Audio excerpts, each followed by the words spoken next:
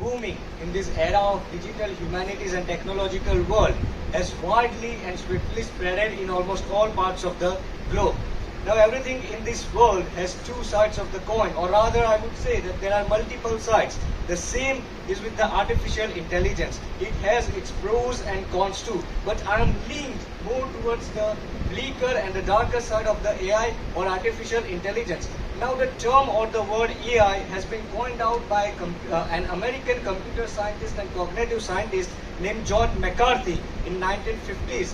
And he is also known as the father of AI in the world. And Dabala Rajgopala Reddy is known as the Indian father of AI. But these two are the early examples or the early pioneers of AI.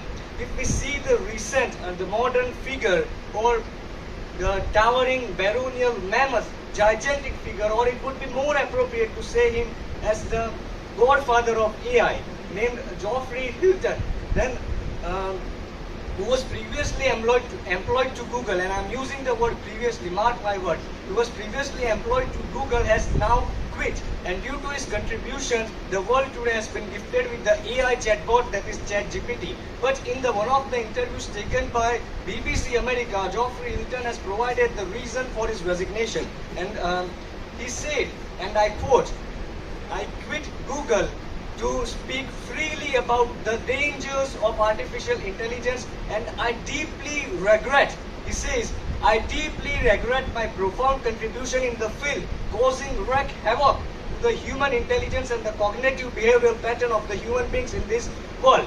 Now imagine the godfather of AI himself telling that this technology is causing wreak havoc to the human intelligence, right?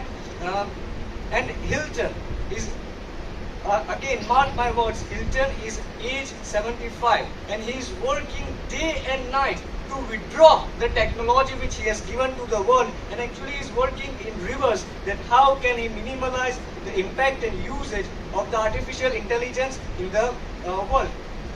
Not only that, the technology, or in today's era, the artificial intelligence has too much technified abilities, but the nation's humanity and people have failed to identify the right moral framework under which this power should be exercised.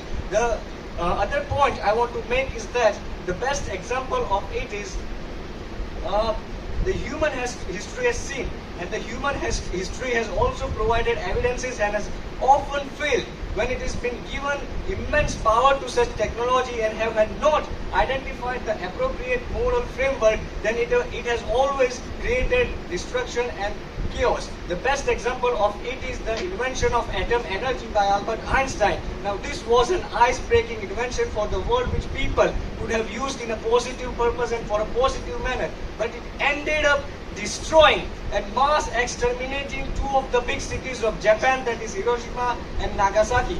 The other point I want to make is that the popularity the AI has gained today is because of the invention of ChatGPT. Now ChatGPT gives ample amount of information, materials, ready-made materials, but at the cost and demoralizing the human creativity. For example, if you give a word to ChatGPT, then it will create a whole poem. Now, one of the famous English poets named William Wordsworth has given the definition of poetry, that is, poetry is an spontaneous overflow of powerful feelings recollected in tranquility. Now, if I had to sum up this thing in my own words, then I would say that art and poetry is merely a technified, generated algorithms and automation created in and by gadgets. And at last I would like to sum up by saying that the United Nations have also started taking deliberate concerns about the bleaker side and the darker side of AI or artificial intelligence, and this were my point to prove that AI is not a blessing but a curse for future. Thank you.